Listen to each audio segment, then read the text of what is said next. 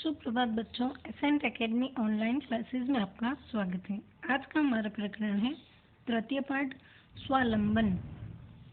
स्वावलंबन यानी अपने कार्य को स्वयं करना, किसी पर आश्रित न रहना, आत्मनिर्भर बनना स्वावलंबन कहलाता है।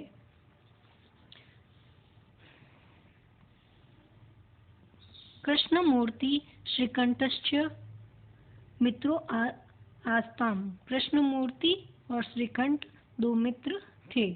श्रीकंठस्य पिता समृद्ध आसीत् और श्रीकंठ के पिता समृद्ध थे।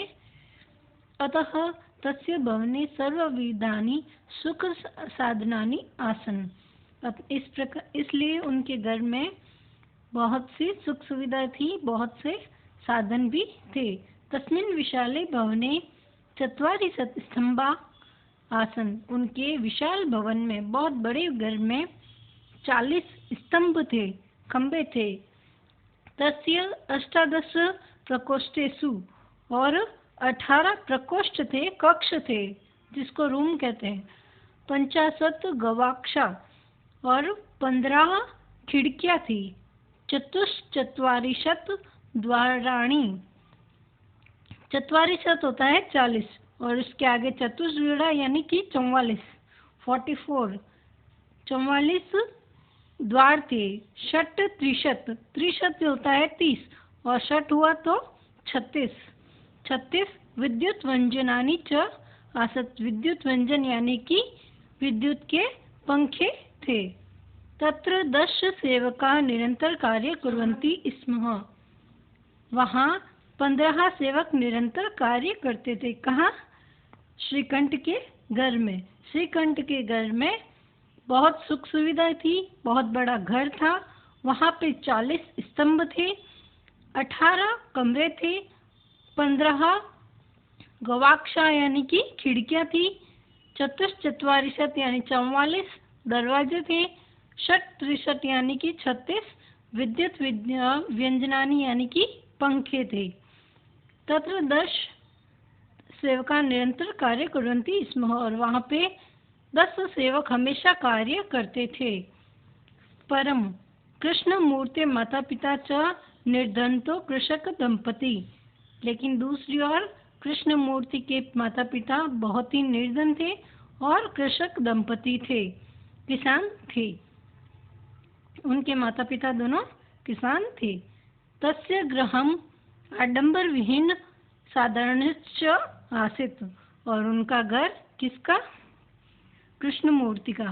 और उनका घर आडंबर विहीन। आडंबर विहीन होता है कि किसी को दिखाने लायक न होना, वो होता है और आडंबर विहीन।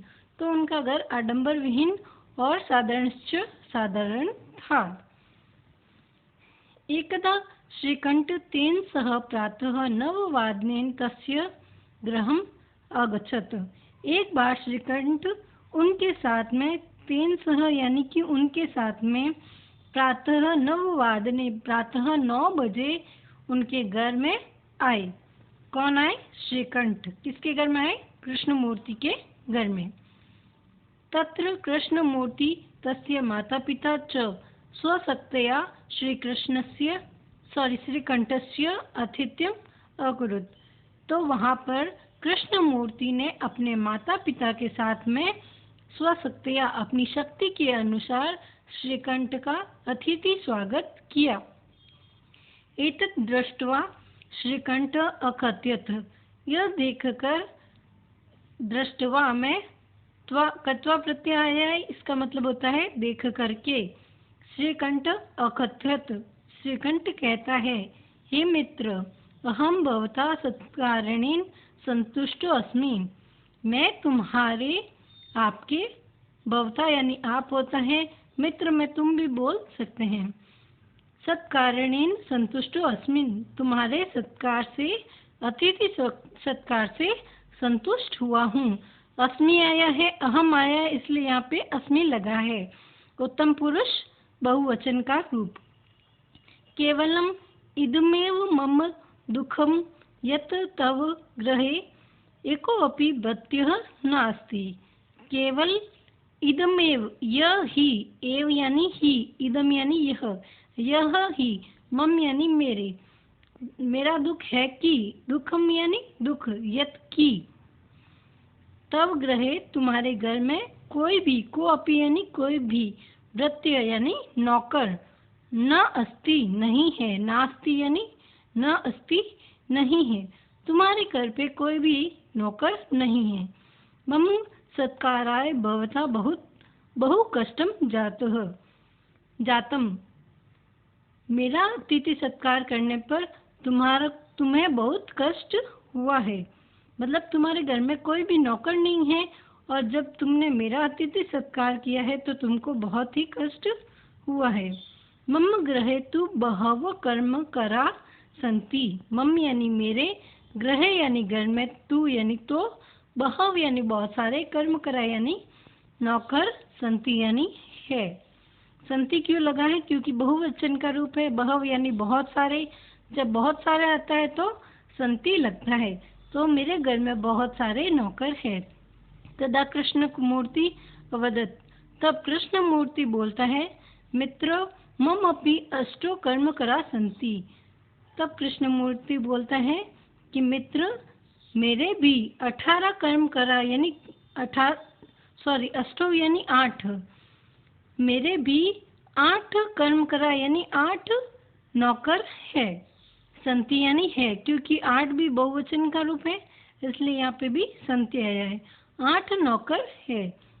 ते च और वे, ते यानी वे, च यानी और वे, दो पादौ 2 पैर, द्वौ हस्तौ 2 हाथ, द्वे नेत्रे 2 आँखें,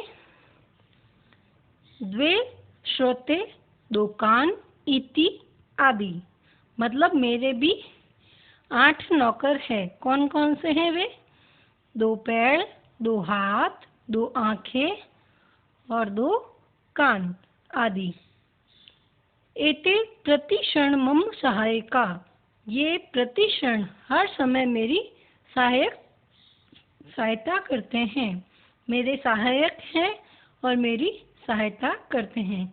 किंतु तव भर्त्यः सदैव सर्वत्र च उपस्थितः भवितुं न शक्नुवन्ति, किंतु लेकिन तव यानी तुम्हारे, भृत्यः यानी बहुत सारे नौकर, तुम्हारे भृत्या सदैव सभी, सदैव यानी हमेशा, सर्वत्र यानी सभी, च यानी और, उपस्थित भवितुं न शक्नुवन्ति उपस्थित नहीं रह सकते हैं। तुम्हारे सभी नौकर सदैव तुम्हारे साथ उपस्थित नहीं रह सकते हैं। त्वं तु स्वकार्यं व्रत अधीन, त्वं यानी तुम, तू यानी तो, स्व यानी अपने, कार्य यानी कार्य को, व्रत अधीन नौकरों के अधीन रखते हो। मतलब तुम अपने सभी कार्य नौकरों के अधीन करते हो। यदा यदा ते अनुपस्थितः तदा तदा त्वं कष्टम अनुभवसि, यदा यदा यानी जब जब, ते यानी वे सभी नौकर, अनुपस्थिता यानी अनुपस्थित, उपस्थित नहीं रहते हैं, जब अनुपस्थित होते हैं, तदा तदा, तदा तदा यानी तब तब, त्वम यानी तुम, कष्टम अनुभवसि कष्ट का अनुभव करते हो। यहाँ अनुभवसि आया है क्योंकि त्वम आया है इसलिए, मध्यम पुरुष एक वचन का रूप। स्वालंबेन तू सर्वदा सुखमेव, स्वालंबन यानी आत्मनिर्भरता तो सर्वदा सुखदायक होती है। न कष्टादपि, न कदापि कष्ट भवति, और कभी भी कष्ट नहीं देती है। स्वालंबन तो हमेशा सुखकारी होती है, न कदापि कष्टम भवति, कभी भी कष्ट नहीं देती है। कदा यानी कभी, अपि यानी भी, कभी भी कष्ट नहीं देती है। श्रीकंठ अवदत्, तब श्रीकंठ बोलता है, मित्रम हे मित्र, तम वचनानि श्रुत्वा मम महसी महति प्रसन्ना जात। तब यानी तुम्हारे वचनानि यानी वचनों को, श्रुत्वा यानी सुन करके, कृत्वा प्रत्यय लगा है, सुन करके, मम मनसी मेरा मन, महति यानी बहुत, प्रसन्नता यानी सुख, जात यानी है, खुश हुआ है। मेरा मन तुम्हारे वचनों से बहुत ही खुश हुआ है। अधुना अहम अपि स्वकार्याणि स्वयमेव कर्तुम इच्छामि। अधुना यानी आज से, अहम अपि यानी मैं भी, आज से या अब से मैं भी अपने कार्य स्वयं ही करने की इच्छा करता हूँ। भवतु सार्धद्वादशवादम इदम। और अब 12:30 बज चुके हैं। सार्ध यानी आधा, द्वादश यानी 12। 12 और आधा कितना होता है? 12:30। 12:30 बज चुके हैं। सांप्रतम गृहम चलामि। और अब मैं घर को चलता हूँ। ठीक है, ये पाठ समझ में आया अब आपको? अब आपके होमवर्क करने हैं जिसमें आपको शब्दार्थ करने हैं। क्वेश्चन नंबर 2, 3 ये चित्र भी बनाना है और इसके नंबर भी लिखने हैं। क्वेश्चन नंबर 2, 3, 4, 5, 6 और 7 यहाँ तक आपको होमवर्क करना है। क्वेश्चन नंबर 5 में इसमें से आपको वाक्य बनाने हैं जिसमें 1, 2, 3 यहाँ बनाए हैं, चौथा यहाँ है, 5वां और 6ठा यहाँ तक बनाए हैं और आपको अपने नोटबुक में करना है। धन्यवाद।